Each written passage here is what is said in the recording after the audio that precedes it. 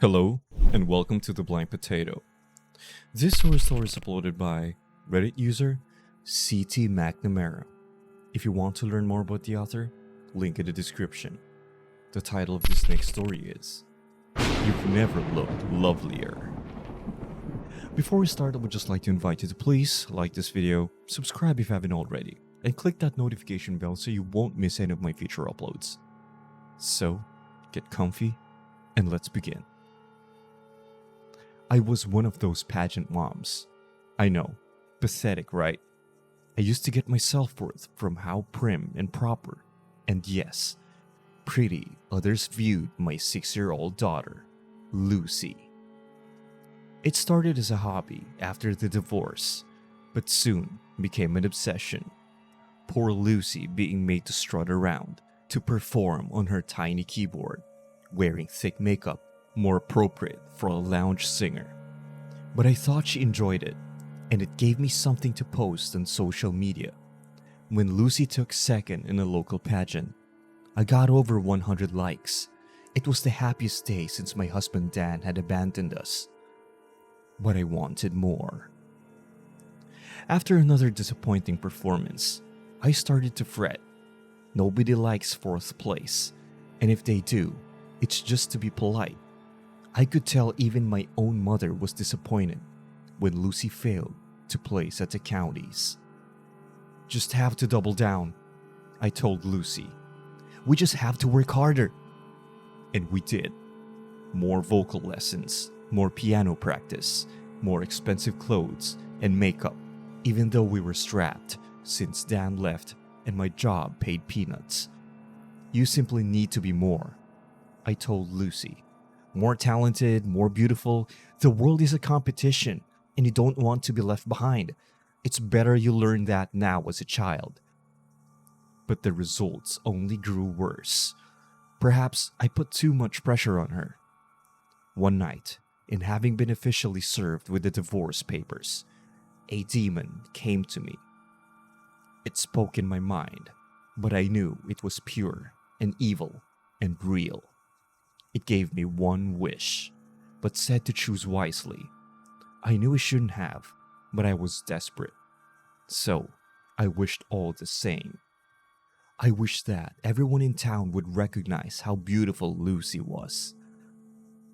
A few days after that, she took ill. Some terrible infection that spread, and that antibiotics could not cure. After a 3-day battle, Lucy was gone forever. Or so I thought. At her funeral, everyone from the town gathered around the tiny open casket and commented how beautiful she was, just as I had wished. But that's where the story veers from tragedy to horror. It goes like this. Each night since Lucy was buried, I awake with a start. Blurry eyes to the radio alarm clock, squinting until the red numbers come into focus. 3 in the morning, as always. I hear a light tapping along the sink in the bathroom, across the hallway, so I clear the room from my eyes and sit upright. In the creaky king-sized bed I used to share with my husband, but then I can clearly make out the pitter-patter of little feet on tile. And given the familiarity of the noise, I forget for a moment that Lucy is dead. Next comes the sound of running water, then the croaking thump of the pipes as the old faucet is turned off. So I slip out of bed, sliding my ratty nightgown against the low-count sheets, feeling the horror of regret, as well as true repulsion and terror. In these moments, I feel as though I am being carried forward by some oblique, yet undefinable momentum.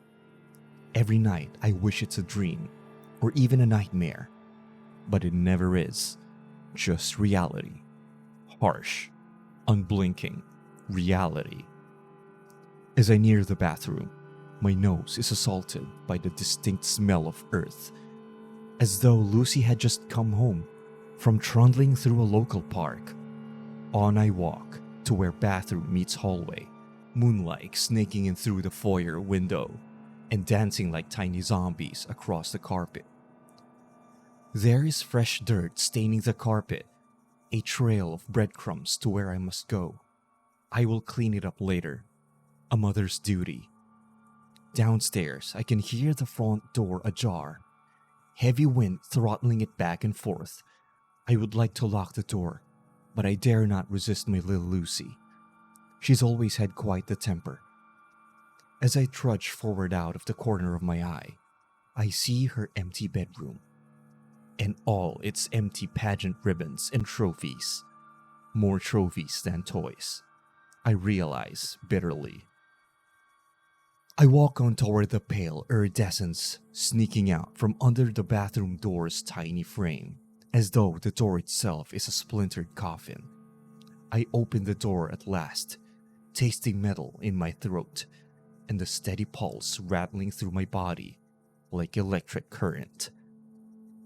Inside, it is always the same. Lucy standing on her tippy toes, using the mirror above the sink to apply lipstick. She turns to face me, growing more decayed with each passing day. "Mommy!"